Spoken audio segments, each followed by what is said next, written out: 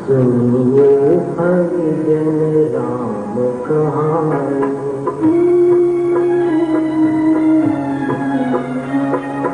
सुनिए हरिजन राम कहानी, राम कहानी जग कल्याणी।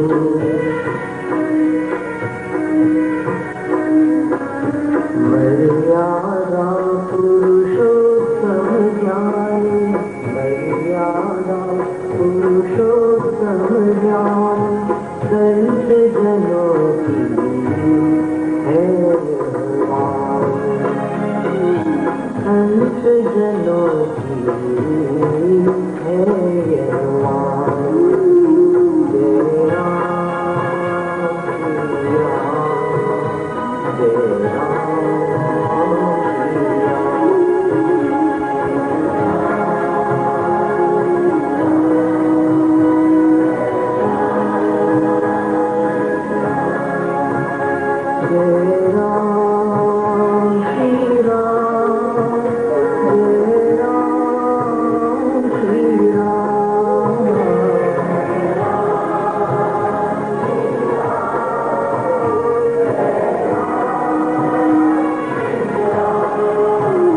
जय राम श्री राम, जय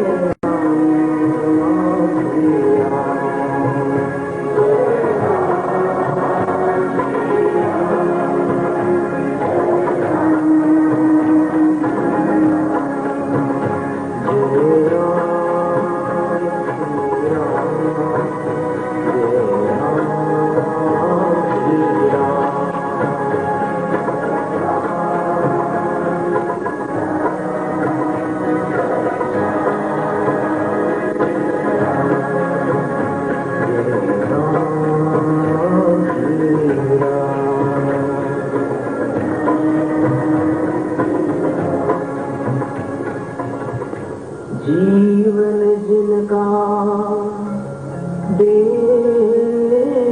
रहा, बिन बोले उपदेश, न्याय मार्ग तजना नहीं, हो कितना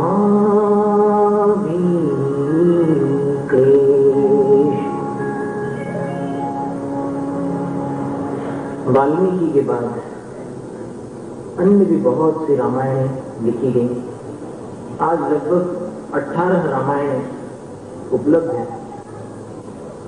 विदेशों में भी रामायणों का प्रचलन हुआ। एक तिब्बत की रामायण है, एक खोतानी रामायण है। दक्षिण भारत में भी कंब रामायण, और उत्तर भारत में तो सबसे अधिक प्रचलन तुलसीदास जी कृत रामचरितमानस का है। इसके सिवाय बौद्ध धर्म के मतावलंबियों में जातकट्ठ वर्णना, लंकावतार सूत्र ऐसी रामायण प्रसिद्ध है। और जैन शासन को मानने वालों में भी पौंचर्य और पद्म पुराण, उत्तर पुराण की रामायण, इसके सिवाय रामचरित नाम का भी एक ग्रंथ है। और फिर संक्षिप्त रूप में तो अपन गिन नहीं सकते कितने कितने ऐसे साहित्य रचे गए हैं श्री राम के ऊपर। महाकवि कालिदास ने भी रघुवंश काव्य की रचना करके उसमें श्री राम का वर्णन किया है। जैन रामायण में भगवान राम के 4 पुरुषार्थ दर्शाए गए हैं। 4 आश्रमों की भारतीय संस्कृति में बड़ी पुरानी व्यवस्था है। देखिए 4 की संख्या का कैसा संयोग है। राम, लक्ष्मण, भरत और शत्रुघ्न ये 4 भाई थे और भारतीय संस्कृति के 4 आश्रम भी आपने सुने होंगे। पहला आश्रम है ब्रह्मचर्य आश्रम। विद्यार्थी जीवन तक भारतवासी ब्रह्मचर्य का पालन किया करते थे। आज तो संस्कृति मिश्रित हो चुकी है। न ब्रह्मचर्य का बड़ा महत्व है जो रामचरित के माध्यम से आपको सुनने मिलेगा। दूसरा चरण है गृहस्थ आश्रम। वंश परंपरा को आगे बढ़ाने के लिए वैवाहिक जीवन की व्यवस्था भारतीय संस्कृति में थी। विवाह सुख का साधन नहीं था, किंतु योग्य संतान को जन्म देकर संस्कृति को आगे बढ़ाने का साधन था। और तीसरा चरण है वानप्रस्थ आश्रम। जब संतान योग्य हो जाती है तब माता पिता धर्माराधना की ओर विशेष ध्यान देते हैं। कारोबार संतान संभाल लेती है और माता पिता धर्म ध्यान में अपना समय बिताने लगते हैं आगे की साधना बढ़ाने के लिए। और अंतिम चरण था संन्यास आश्रम। तो भगवान राम के जीवन में इन चारों चरणों का योग अपन देखते हैं। और इसके सिवाय 4 पुरुषार्थ भी जगत में प्रसिद्ध हैं। धर्म, अर्थ, काम और मोक्ष पुरुषार्थ। धर्म पुरुषार्थ का अर्थ होता है पुण्य कार्य करना, परोपकार, दान आदि, सेवा आदि। अर्थ पुरुषार्थ का अर्थ होता है अपने वर्णाश्रम के अनुसार आजीविका के साधन जुटाना, और वह भी न्यायपूर्ण साधन जुटाना, अनीतिपूर्ण साधन नहीं। और काम पुरुषार्थ का अर्थ है ऐसे योग्य संतान को उत्पन्न करना जो देश के गौरव को बढ़ा सके। और संतान जब मां के गर्भ में आती है तभी से मां उसको संस्कारित करती है। अभिमन्यु का तो आपने वृत्तांत सुना होगा। सुभद्रा के गर्भ में जब अभिमन्यु था तब अर्जुन ने जो वार्ता की थी उसको अभिमन्यु ने ग्रहण कर लिया था। जाने अनजाने में माता पिता के एक एक संस्कार बालक अंगीकार करता है। और अंतिम पुरुषार्थ है मोक्ष पुरुषार्थ, कि जहां इस जगत के जंजाल से ऊपर उठकर एक ऐसा अनोखा प्रयास किया जाता है कि सारे बंधन टूट पड़ते हैं। ये समय जो व्यतीत हो रहा है अपने जीवन का, इसको कोई लौटा नहीं सकता। बीतने वाली घड़ी को कौन लौटा पाएगा? कोई नहीं लौटा सकता। आप अपनी लाखों की संपत्ति भी अगर दे दो तो भी जीवन की बीती हुई घड़ियां कभी लौटने नहीं वाली। बीतने वाली घड़ी को कौन लौटा पाएगा? यह सुअवसर खो दिया तो अंत में पछताएगा। जिंदगी भर का कमाया साथ में आया, साथ में क्या जाएगा?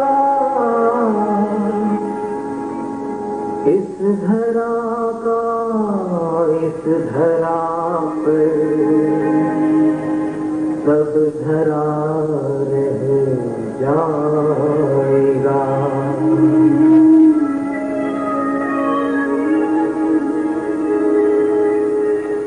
कौन जाने किस डगर पर धड़कने रुक जाएंगी।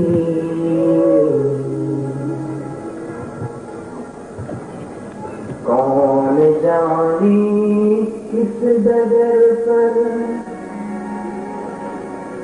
धड़कने रुक जाएंगी। जिंदगी का क्या भरोसा, एक दिन लुट जाएगी। आज कल था कल बनेगा, यूं उम्र ढल जाएगी। जाग जा अब भी मुसाफिर, यह घड़ी कब आएगी।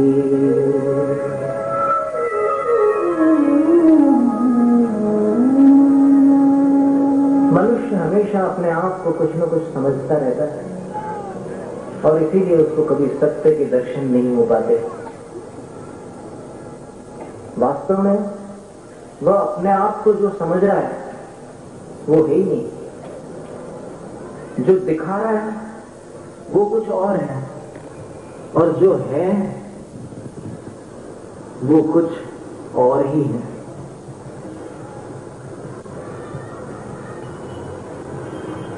इसलिए राम कथा के माध्यम से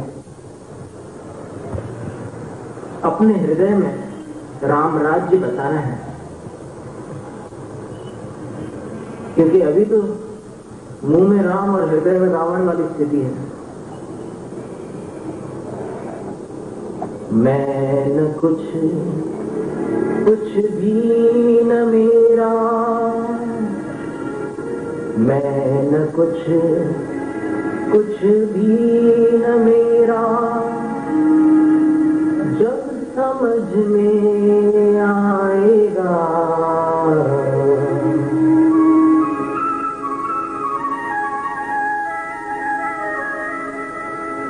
सत्य का शाश्वत खजाना, तब स्वयं मिल जाएगा।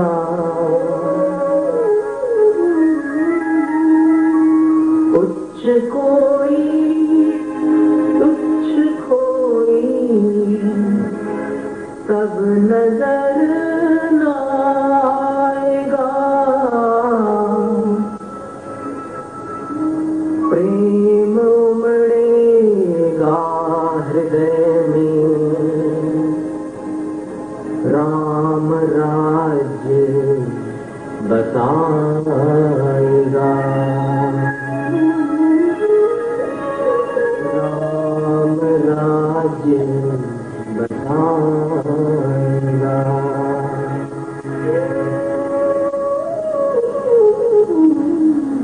वैसे तो भगवान राम के चरित्र का एक मोटा रूप भारत का हर व्यक्ति जानता है कि एक राम थे, राजा दशरथ के बेटे, और एक सीता थी, जनक की पुत्री। इनका विवाह संबंध हुआ और राज तिलक के समय भाग्य ऐसा पलटा कि राज्य राम की बजाय भरत को मिला, और राम अयोध्या छोड़कर चले गए। दंडकारण्य में रावण ने सीता का हरण कर लिया और उसके बाद सुग्रीव हनुमान से राम का मिलाप हुआ। और फिर दूत के रूप में हनुमान को रावण के यहां भेजा। रावण टस से मस नहीं हुआ, विद्वान था, पंडित था, समझदार था, पराक्रमी था, साहसी था और 3 खंड का स्वामी भी था, लेकिन अंततः अहंकार ने उसको धराशायी कर दिया। राम नहीं चाहते थे कि मैं युद्ध करूं, लेकिन रावण मानने को तैयार नहीं था, विवश होकर युद्ध करना पड़ा। लक्ष्मण तो बार बार उत्कंठित होते थे कि कब सामने आ जाए, लेकिन राम कहते थे कि लक्ष्मण, युद्ध की कामना मत करो, क्योंकि युद्ध में हमेशा हानि अधिक और लाभ कम होता है। फिर भी युद्ध हुआ और सत्य की विजय हुई। इस प्रकार की कथा चलती है,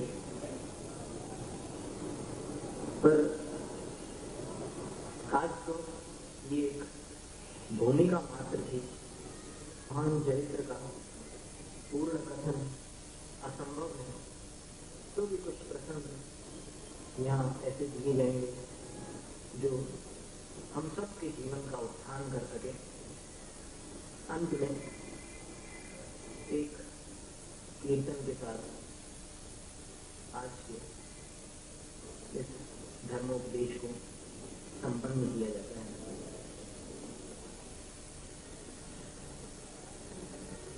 राम राम राम बोलो, जय जय राम बोलो। राम राम राम बोलो, जय जय राम बोलो। बोलो बोलो जय श्री राम।